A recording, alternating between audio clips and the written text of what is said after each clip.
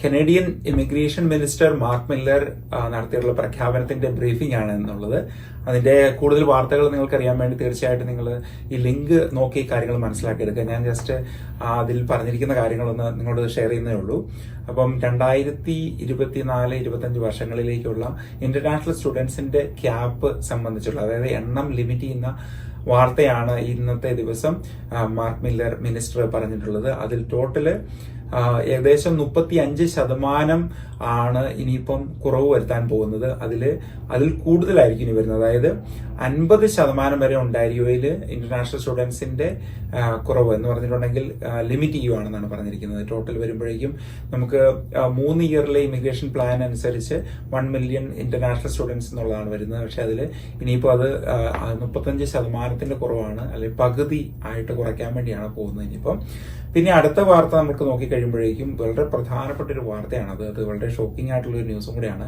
മറ്റൊന്നുമല്ല, spousal work പെർമിറ്റിന്റെ കാര്യമാണ്. Spousal work permit ഇനിയിപ്പം മുന്നോട്ടുള്ള സമയങ്ങൾ, അതായത് സെപ്റ്റംബർ മുതൽ ഇനിയിപ്പോൾ പ്രത്യേക കാറ്റഗറിക്ക് മാത്രമുള്ള അത് ലഭിക്കുകയുള്ളൂ. അതെന്ന് പറഞ്ഞിട്ടുണ്ടെങ്കിൽ ഡോക്ടറൽ സ്റ്റഡീസ്, PhD അങ്ങനെയുള്ള റിസർച്ചുകൾ, പിന്നെ മെഡിസിൻ റിലേറ്റഡ് ഇങ്ങനെയുള്ള സ്റ്റഡീസിൽ വരുന്ന സ്റ്റുഡൻസിന്റെ സ്പൗസിന് മാത്രമുള്ളൂ ഇനിയിപ്പം വർക്ക് ചെയ്യാൻ സാധിക്കുകയുള്ളൂ എന്നാണ് മിനിസ്റ്റർ പറഞ്ഞിരിക്കുന്നത്.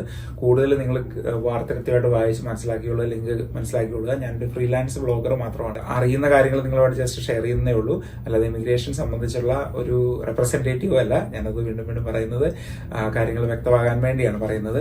ഇപ്പോഴുള്ള സ്റ്റുഡൻസിനെ സംബന്ധിച്ച് കുഴപ്പങ്ങളൊന്നും ഇല്ലാതെ നേരെ തന്നെ പോകുന്നതാണ് പറഞ്ഞിരിക്കുന്നത്. അതിലൊന്നും വ്യത്യാസങ്ങളൊന്നും വരുത്തിയിട്ടില്ല. പാനിക് ആവേണ്ട ആവശ്യമില്ല നമുക്കത്. കാരണം ഇവിടെയുള്ള സ്റ്റുഡൻസിനെ പിന്നെ വരുന്നതെന്ന് പറഞ്ഞിട്ടുണ്ടെങ്കിൽ പബ്ലിക് പ്രൈവറ്റ് പാർട്ണർഷിപ്പിലുള്ള കോളേജുകളിൽ പഠിക്കുന്നവർക്ക്, ഇനിയിപ്പോൾ മുന്നോട്ട് അത് പഠിക്കുന്നവർക്ക് അവിടുന്ന് പോസ്റ്റ് ഗ്രാജുവേറ്റ് വർക്ക് പെർമിറ്റ് കൊടുക്കില്ല എന്നും പറഞ്ഞിട്ടുണ്ട്. അതായത് ചെറിയ കോളേജുകൾ ഇവിടെ ഓപ്പറേറ്റ് ചെയ്യുന്നുണ്ടായിരുന്നു. അതായത് ഇന്റർനാഷണൽ സ്റ്റുഡൻസ് നാട്ടിൽ നിന്ന് ഇവിടെ വരുന്നു, വന്ന ശേഷം അവരവിടെ അഡ്മിഷൻ എടുക്കുന്നു, അതിനുശേഷം അവർ ഊബർ ഡ്രൈവേഴ്സ് ആയിട്ട് വർക്ക് ചെയ്യുന്നു. അങ്ങനെയാണ് മിനിസ്റ്റർ തന്നെ പറഞ്ഞിരിക്കുന്നത്. അപ്പം ഊബർ ഡ്രൈവേഴ്സിനെ ക്രിയേറ്റ് ചെയ്യാൻ വേണ്ടിയുള്ള ഒരു സ്റ്റഡി പ്രോഗ്രാം അല്ല ഇവിടെ ചെയ്തിരിക്കുന്നത്. അത് നന്നായിട്ട് കൊടുക്കുന്ന കോളേജുകൾ മാത്രം എക്സിസ്റ്റ് ചെയ്താൽ മതി എന്നാണ് മിനിസ്റ്റർ ഇപ്പോൾ പറഞ്ഞിരിക്കുന്നത്. അത് അതിനുള്ള മുന്നോട്ടുള്ള നടപടികൾ എടുക്കുമെന്ന് തന്നെയാണ് അദ്ദേഹം പറഞ്ഞിരിക്കുന്നത്. അപ്പോൾ നിങ്ങൾ കോളേജൊക്കെ ചൂസ് ചെയ്യുമ്പോൾ വളരെ ശ്രദ്ധിക്കുക. പബ്ലിക് പ്രൈവറ്റ് പാർട്ണർഷിപ്പുള്ള കോളേജുകളിൽ ഇനിയിപ്പോൾ PGWP post graduate work permit ഉണ്ടാവില്ല എന്നാണ് മിനിസ്റ്റർ ഈ വാർത്തയിൽ പറഞ്ഞിരിക്കുന്നത്. പിന്നെ നമുക്ക് നോക്കിക്കഴിയുമ്പോഴേക്കും അടുത്തത് ഇങ്ങോട്ട് വരാൻ വേണ്ടിയിരിക്കുന്ന സ്റ്റുഡൻസിന് ഇനിയിപ്പം വർക്ക് പെർമിറ്റ് ആപ്ലിക്കേഷനോട് കൂടി തന്നെ ഒരു ഡോക്യുമെന്റോടെ വെക്കേണ്ടതായിട്ടുണ്ട്. അത് പ്രൊവിൻഷ്യൽ അറ്റസ്റ്റേഷൻ റിക്വയർഡ് എന്നാണ് പറഞ്ഞിരിക്കുന്നത്.